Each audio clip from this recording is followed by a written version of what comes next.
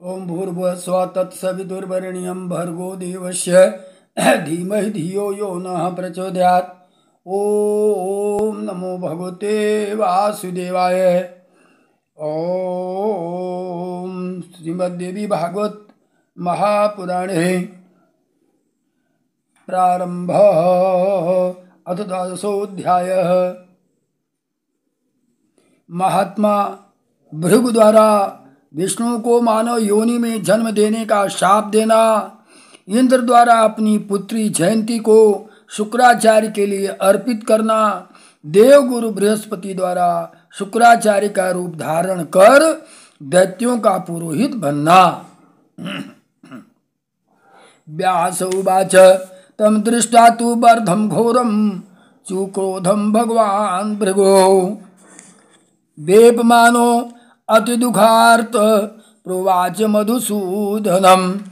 व्यास जी बोले, हे राजन, उस भयानक वध को देखकर भगवान भृगु अत्यंत कुपित हुए और दुख से व्याकुल होकर कांपते हुए वे मधुसूदन विष्णु से कहने लगे।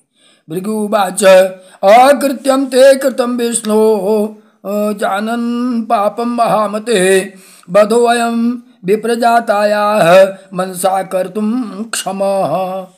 भृगु जी कहते हैं, हे महा बुद्धिमान विष्णु, जो नहीं करना चाहिए वह पाप आपने जानबूझकर कर डाला। विप्र स्त्री के इस वध की तो मन से कल्पना करना भी अनुचित है। आख्यातः त्वं सत्वगुणं स्मृतो ब्रह्मा च राजसं तमासौ तामस संभो विपरीतम कथम स्मृतम। आप तो सत्वगुण से संपन्न कहे गए हैं, ब्रह्मा रजोगुण और शिव तमोगुण बताए गए, तब आपने अपने गुण के विपरीत कार्य क्यों किया? आप तामसी कैसे हो गए जिससे आपने यह घोर निंदनीय कर्म कर डाला? हे विष्णु, आपने उस अबध्य तथा निरपराधी स्त्री को क्यों मार डाला? शापामि त्वं दुराचारं किम अन्यत प्रकोपिमि ते विदुरो अहं कृतं पापं त्वयाहं शक्र कारणात् न शपे अहं तथा शुक्रं शपे त्वं मधुसूदनं सदा छल परोऽसि त्वं कीटयो निर्दुराशयः। दुराचारी को श्राप दे रहा हूँ। अब मैं तुम दुराचारी को शाप दे रहा हूँ। इसके अतिरिक्त तुम्हारा क्या प्रतिकार करूं? अरे पापी, तुमने इंद्र के हित के लिए मुझे विदुर बना दिया। हे मधुसूदन, मैं इंद्र को शाप नहीं दूंगा, बल्कि तुम्हें ही शाप दूंगा। कृष्ण सर्प सदृश दुरभि प्राय वाले तुम सदा छल करने में तत्पर रहते हो। जे च त्वां सात्विकीं प्राहुस्ते मूर्खा मुनयः किल तामसस्त्वं दुराचारः प्रत्यक्षं मे जनार्दनः। अवतारं मृतलोके सन्तु मच्छापसंभवा प्रायो गर्भभवं दुखम भूक्षम पाप जनार्दन। हे जनार्दन, जो मुनि तुम्हें सात्विक कहते हैं वे निश्चय ही मूर्ख है। मैंने तो प्रत्यक्ष जान लिया कि तुम तमोगुणी तथा दुराचारी हो। अतः हे जनार्दन, मेरे शाप से मृतलोक में तुम्हारे अनेक अवतार हों और इस स्त्री बधजन्य पाप के कारण बार बार गर्भवास से होने वाले दुख को भोगो। व्यास उवाच ततः तेनाथ शापेन नष्टे धर्मे पुनः पुनः लोकस्य च हितार्थाय जायते मनुष्येष्यः। उसी शाप के कारण भगवान विष्णु धर्म का ह्रास होने पर संसार के कल्याण के लिए बार बार मानव रूपों में प्रकट होते हैं। राजोवाच भृगु भार्या हता तत्र चक्रेणामित तेजसा गार्हस्य स्थ्यंच पुनस्तस्य कथम जातम महात्मनः। राजा बोले, हे व्यास जी, जब अमित तेजस्वी चक्र के द्वारा भृगु पत्नी का वध हो गया, उसके बाद महात्मा भृगु का गृहस्थ आश्रम जीवन कैसे व्यतीत हुआ। व्यास उवाच दिशात्वा हरिम रोषात् तदा आदाय शिरस्त्वरन् काये संयोज्यं तरसा भृगुप्रोवाच कार्यवित्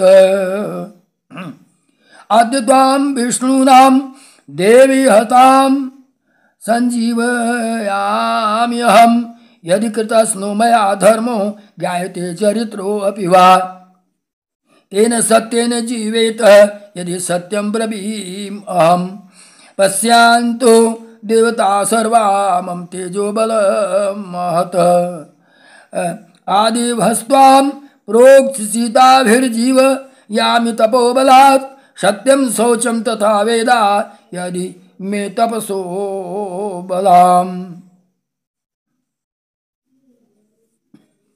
इस प्रकार रोष पूर्वक भगवान विष्णु को शाप देकर कार्य कुशल महर्षि भृगु तत्काल उस कटे सिर को लेकर के शीघ्रता पूर्वक पत्नी के धड़ से जोड़ करके बोले, हे देवी, विष्णु के द्वारा तुम मारी जा चुकी हो, किंतु अब मैं तुम्हें फिर से जीवित कर रहा हूँ।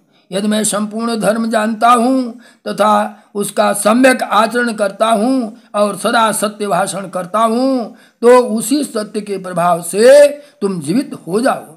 सभी देवता मेरे महान तेज बल को देख लें। यदि मुझ में सत्य, पवित्रता, वेदाध्ययन तथा तपस्या का बल होगा तो मैं उन्हीं के प्रभाव से शीतल जल से तुम्हारा प्रोक्षण करके तुम्हें जीवित कर दूंगा। व्यास उवाच आद्भिः संप्रोक्षिता देवी सद्य संजीविता तदा उत्थितां परम प्रीता भृगोर्भार्यासु चेस्मिता। व्यास जी बोले, तब जल से प्रोक्षित करते ही मधुर मुस्कान वाली वे भृगुपत्नी शीघ्र ही जीवित हो गई और बड़ी प्रसन्नता पूर्वक उठकर खड़ी हो गई। ततस्तां सर्वभूतानि दृष्ट्वा सुप्तो उत्थितामेव साधु साध्वी तं तां तु तुष्टुः सर्वतोदिशम्। तब सोकर उठी हुई के समान उसे देखकर सब ओर से लोग साधु साधु ऐसा कहकर भृगु मुनि तथा उनकी भार्या दोनों की स्तुति करने लगे। एवं संजीविता तेन भृगुणा वरवर्णिनी विस्मयं परमं जग्मुः देवास इंद्राविलोक्यत। इस प्रकार उस महर्षि भृगु ने उस सुंदरी को जीवित कर दिया। यह देखकर इंद्र सहित सभी देवता अत्यंत आश्चर्यचकित हो उठे। इंद्र सुरानथोवाच मुनिना जीविता सती काव्य तप्त्वा तपो घोरम किम करिष्यति मंत्रवितः। तत्पश्चात इंद्र ने देवताओं से कहा, भृगु मुनि ने अपनी साध्वी भार्या को जीवित कर दिया। साथ ही मंत्रज्ञानी शुक्राचार्य कठोर तपस्या करके शिव से मंत्र प्राप्त कर पता नहीं क्या कर डालेंगे। व्यास उवाच गता निद्रा सुरेन्द्रस्य देहे क्षेमं भूनृपः स्मृत्वा काव्यस्य वृत्तान्तं मंत्रार्थम अतिदारुणम्। हे राजन, मंत्र प्राप्ति के लिए शुक्राचार्य के अत्यंत कठोर तप का स्मरण करके इंद्र की नींद समाप्त हो गई और उनके शरीर में व्याकुलता होने लगी। भीमृष्य मनसा शक्रो जयंतीं स्वसुता तदा उवाच कन्यां चार्वंगी स्मृत पूर्वम इदं वचः।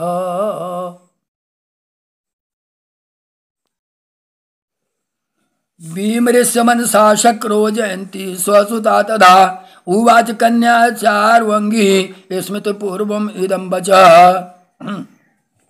तब मन में भली भांति विचार करके इंद्र ने सुंदर रूप वाली अपनी पुत्री जयंती से मुस्कुराते हुए कहा, हे पुत्री, मैंने तुझे तपस्वी शुक्राचार्य को सौंप दिया। अतः हे तनवंगी, अब तुम जाओ और मेरे कल्याण के लिए उनकी सेवा करो और उन्हें भस्म कर लो।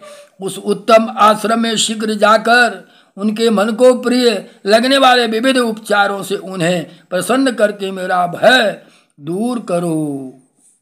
गक्ष पुत्री मया दत्त काव्याय त्वं तपस्विने समाराधाय त्वंगी मत कृते तम वशं कुरु उपचारैः मुनि तस्तैः समाराध्य मन प्रिय भयं मे तरसा गत्वा हर तत्र बराश्रमे। सापि तु वचनं श्रुत्वा तत्रागच्छन् मनोरमा तम पश्यद विशालाक्षी पीबन्तं धूम आश्रमे। विशाल नयनों वाली वह सुंदर कन्या पिता की बात सुनकर शुक्राचार्य के आश्रम में गई और वहां पर उसने मुनि को नीचे की ओर सिर करके धुएं का सेवन करते हुए देखा। तस्देहं समालोक्य स्मित्वा वाक्यं पितुः तथा कदलीदल आदाय बीजयामास तं मुनिम्। केले के पत्ते को लेकर वह उनके शरीर को देखकर पिता की बात याद करके वह केले का एक पत्ता लेकर मुनि को पंखा झलने लगी। निर्मलम शीतलम वारी समानीयम सुवासितम पानाय कल्पयामास भक्त्या परमया लघोः। छायां वस्त्रात् पत्रेण भास्करे मध्यगे सते रचयामास तन्वंगी स्वयं धर्मे स्थिता सती। तब से वह उनके पीने के लिए सुगंधित स्वच्छ जल लेकर आकर उनके समक्ष रखती थी। श्रद्धापूर्वक उपस्थित किया करती। सूर्य के मध्य आकाश में होने पर वह सुंदरी उनके ऊपर वस्त्र के छतरी बनाकर छाया कर देती थी। वह साध्वी सदा पतिव्रत्य धर्म का पालन करती थी। फलानि आनीय दिव्यानि पक्वानि मधुराणि च मुमोजाग्रे मुने तस्य भक्षार्थम विहितानि च। मीठा फल दिव्य फल ला करके उनके समक्ष खाने के लिए रख देती थी। कुशा प्रादेश मात्रा ही हरिता शुक संतिभा दशाधारो अग्रे अथ पुष्पाणि नित्य समृद्धये। और कुश का जो सुगा के रंग का है सुग का उस कुश को रखती थी और पुष्प जिससे वो पूजा नित्य क्रिया करते थे वो भी पुष्प ला करके वहाँ रख देती थी। निद्रार्थम कल्पयामास संस्तरम पल्लवान्वितम तस्मिन् मुनौ चादरस्था चकार व्यंजनम शनैः। उनके शयन के लिए वह कोमल कोमल पत्तों का बिछौना तैयार करती थी और फिर उन मुनि के प्रति आदर भाव रखकर धीरे धीरे पंखा जलने लगती थी। हाव भावादिकम किंचिद वकार जननम तथा न चकारम जयंतीम सा शाप भीता मुनेस्तदा। उनके शाप के भय से जयंती अपना आकर्षक हाव भाव कदापि नहीं प्रदर्शित करती थी। स्तुतिम चकार तन्वंगी गिरभिः तस्य महात्मनः सुभाषिण्य अनुकूलादि प्रीतिकर्तृभिः अप्युतः। सुकुमार अंगों वाली तथा मृदु भाषण करने वाली वह कन्या उन महात्मा के मन के अनुकूल तथा प्रीति उत्पन्न करने वाले शब्दों से उनकी स्तुति करती थी। तत्पश्चात उनके जाग जाने पर आचमन के लिए जल लाकर रख देती थी। इस प्रकार सदा उनके मन के अनुकूल कार्य करती हुई उसके साथ व्यवहार करती थी। प्रबुद्धे जलम आदाय धार आचम्य आचमनाय च मनोनुकूलम सत्यम कुर्वन्ति व्यचरत् तदा इंद्रोऽपि सेवकास्तत्र प्रेष्यामास चातुरः प्रवृत्तिं ज्ञातुं कामो वै मुनेस्तस्य जितात्मतः। चिंता से व्याकुल इंद्र भी उस जितेंद्रिय मुनि की प्रवृत्ति जानने की इच्छा से अपने सेवक भेजा करते थे। एवं बहूनि वर्षाणि परिचर्या परा अभवत् निर्विकारा जितक्रोधा ब्रह्मचर्या परा सती। इस प्रकार वह साध्वी कन्या क्रोध पर विजय करके निर्विकार होकर के तथा ब्रह्मचर्य परायण रहती हुई बहुत वर्षों तक मुनि की सेवा में संलग्न रही। पूर्ण वर्ष सहस्त्रे तु परितुष्टो महेश्वर वरेण छंदयामास काव्यम प्रीतमनाहर। तदंतर 1000 वर्ष पूर्ण होने पर महेश्वर शिव प्रसन्न हो गए और प्रसन्नता पूर्वक वे शुक्राचार्य से वर मांगने के लिए कहने लगे। ईश्वर उवाच यच्च किंचिदपि ब्रह्मण विद्यते भृगुनंदनम प्रतिपश्यसि यत्सर्वं यच्च वाच्यम न करी कस्यचित्। ईश्वर बोले, हे ब्रह्मन, हे भृगुनंदन, जगत में जो कुछ भी विद्यमान है, आप जो सब देख रहे हैं, ता जो किसी की भी वाणी का विषय नहीं है, उन सब के स्वामित्व से आप युक्त हो जाएंगे, इसमें कोई संदेह नहीं है। आप सभी प्राणियों के अवध्य होंगे। आप प्रजाओं के स्वामी तथा श्रेष्ठ ब्राह्मण के रूप में प्रतिष्ठित होंगे। सर्वाभिभाव कत्वेन भविष्यच न संशयः अवध्यम सर्वभूतानां प्रजेयश्च द्विजोत्तमम्।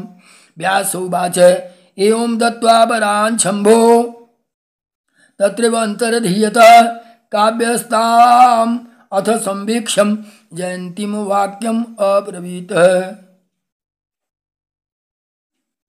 आसि कस्यासि शुश्रूणि ब्रूहि किं ते चिकीर्षितम् किमर्थम इह सांप्राप्तं कार्यं वद वरोरुमे किं वाञ्छसे करोमि अद्य दुष्करं चेत सुलोचने प्रीतो अस्मि त्वत्कृतेन अद्य वरम वर सुब्रते। व्यास जी बोले, इस प्रकार वर प्राप्त करके शिव जी वहाँ अंतर्धान हो गए। तत्पश्चात जयंती को देखकर शुक्राचार्य ने उससे कहा, हे शुश्रूणी, तुम कौन हो और किसकी पुत्री हो, मुझे अपनी अभिलाषा बताओ। हे सुंदरी, तुम यहाँ किस लिए आई हो, अपना कार्य बताओ। हे सुनैने, तुम क्या चाहती हो? यदि वह कार्य दुष्कर भी हो तो भी मैं उसे अभी कर दूंगा। हे सुब्रते, आज मैं तुम्हारी सेवा से प्रसन्न हूँ, अतः वर मांग लो। ततः सा तु मुनि प्राह जयंती मुदितानना चिकीर्षितं तें भगवस्तन तपसाम ज्ञातुम अर्हसि। तदंतर प्रसन्न मुखमंडल वाले जयंती ने मुनि से कहा, हे भगवान, आप तो अपनी तपस्या से मेरी अभिलाषिता जान लेने में समर्थ हैं। शुक्र उवाच ज्ञातम मया तथापि त्वं ब्रूहि अन्मनसेप्सितं करोमि सर्वथा भद्रम प्रीतो अस्मि परिचर्यया। शुक्राचार्य जी बोलते हैं, वह तो मैंने जान लिया, फिर भी जो तुम्हारा मनो भी लसित है उसे तुम मुझे बताओ। मैं हर तरह से तुम्हारा कल्याण करूँगा, क्योंकि मैं तुम्हारी सेवा से प्रसन्न हूँ। जयंती उवाच शक्रस्याहं सुता ब्रह्मन् पित्रा तुभ्यं समर्पिता जयंती नाम तस्याहं जयंत्यावरजा मुने। जयंती बोलती है, हे ब्रह्मन, मैं इंद्र की पुत्री हूँ और पिताजी ने मुझे आपको सौंप दिया है। हे मुने, मेरा नाम जयंती है और मैं जयंत की छोटी बहन हूँ। सकामम अस्मि त्वयि विभो वांछितं कुरु मे धुना रम्ये त्वया महाभाग धर्मतः प्रीतिपूर्वकम।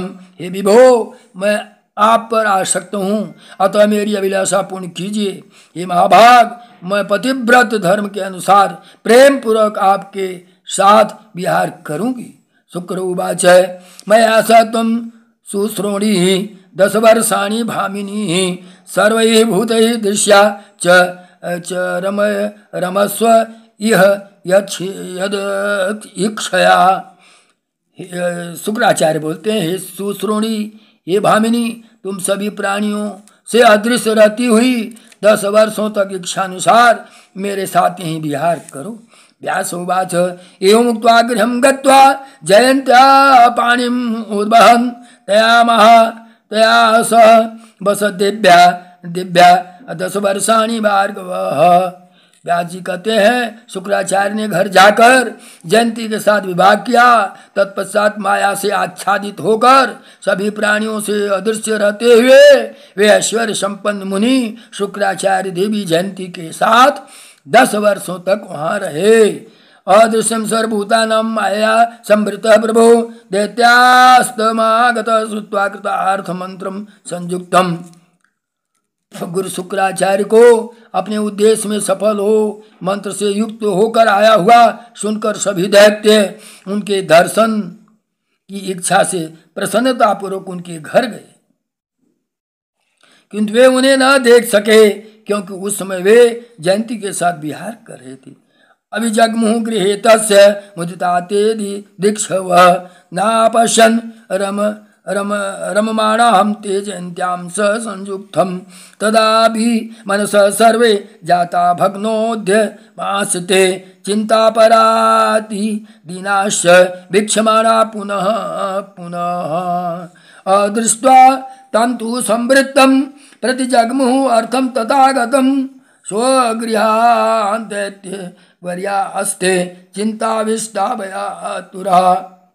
इससे उन सभी दैत्यों का मन उदास हो गया और उनके सभी उद्योग व्यर्थ हो गए। वे बहुत चिंतित और दुखी होकर उन्हें बार बार खोजते रहे। अंत में माया से आच्छादित उन मुनि को न देखकर वे चिंतित तथा भयभीत दैत्य जैसे आए थे वैसे अपने घर लौट गए। रममाणाम तथा ज्ञात्वा शक्रम प्रोवाच तम गुरुम बृहस्पति महाभागम किं कर्तव्यम इति परम। तत्पश्चात शुक्राचार्य को विहार करता हुआ जानकर इंद्र ने अपने गुरु महाभाग बृहस्पति से कहा, अब क्या किया जाए। गक्ष अद्य दानवात् ब्रह्मन् मायया त्वं प्रलोभय अस्माकं कुरु कार्यं त्वं बुद्ध्या संचितयं मानदः। हे ब्रह्मन, आप दानों के पास जाइए और माया के द्वारा उन्हें मोह में डाल दीजिए। हे मानद, बुद्धि से भली भांति विचार करके आप हमारा कार्य सिद्ध कर दीजिए। तत्सुत्वा वचनं काव्यम रममाणं स्वं सुसंवृत्तम ज्ञात्वा तदरूपमास्थाय दैत्यान् प्रति यजौ गुरु। इंद्र की बात सुनकर देवगुरु बृहस्पति शुक्राचार्य को मायाच्छादित होने के कारण अदृश्य हो जयंती के साथ क्रीड़ा करते जानकर उन्हीं का रूप धारण करके दैत्यों के पास गए। गत्वा तत्राति भक्त्यासौ दानवान् सम उपाहवयत आगतास्ते असुरा सर्वे दृशु काव्यम ग्रतः। वहां पहुंचकर उन्होंने बड़े आदर के साथ दानवों को बुलाया। तब सभी दानव आ गए और उन्होंने शुक्राचार्य को अपने सम्मुख देखा। प्रणम्य संस्थिता सर्वे काव्यम मत्वा अतिमोहिता न विदुते गुरुर्भार्या काव्य रूपम विभाविनी। माया से विमोहित सभी दैत्य उस छद्म वेशधारी देवगुरु बृहस्पति को ही शुक्राचार्य समझकर उन्हें प्रणाम करके उनके समक्ष खड़े हो गए। शुक्राचार्य का कृत्रिम रूप प्रकट करने वाली देवगुरु बृहस्पति की माया को नहीं जान सके। तान उवाच गुरु काव्य रूपम प्रपच्छन् मायजा स्वागतम मम याज्ञानां प्राप्तो हम ओ हिताय वही। अहम ओ बोधयिष्यामि विद्यां प्राप्त मया यजा तपसां तोषितं शंभु युष्मक कल्याण हेतवे। तत्पश्चात छद्म माया से शुक्राचार्य का रूप धारण किए गुरु बृहस्पति ने उनसे कहा, मैंने जजमानों का स्वागत है, मेरे जजमानों का स्वागत है। मैं आप लोगों के हित के लिए अब आ गया हूँ। मैंने आप सबके कल्याण के लिए तपस्या के द्वारा भगवान शिव को प्रसन्न कर लिया और अब मैं उनसे प्राप्त विद्या को निष्कपट भाव से आप लोगों को बता दूंगा। तत्सुत्वा प्रीत मनसो जातास्ते दान उत्तमा कृतकार्यम गुरु मत्वा जसुस्ते विमोहिता प्रणेमुस्ते मुदा युक्ता निरातंका गतव्यथा देवभ्यश्च भयं त्यक्त्वा तस्थु सर्वे निरामयाः। यह सुनकर के वे श्रेष्ठ दानव प्रसन्नचित्त हो गए। गुरु शुक्राचार्य को अपने उद्देश्य में सफल समझकर वे मोहग्रस्त मानव दानव बहुत हर्षित हुए और उन्होंने बड़ी प्रसन्नता के साथ उन्हें प्रणाम किया। ये भयमुक्त तथा संताप रहित हो गए।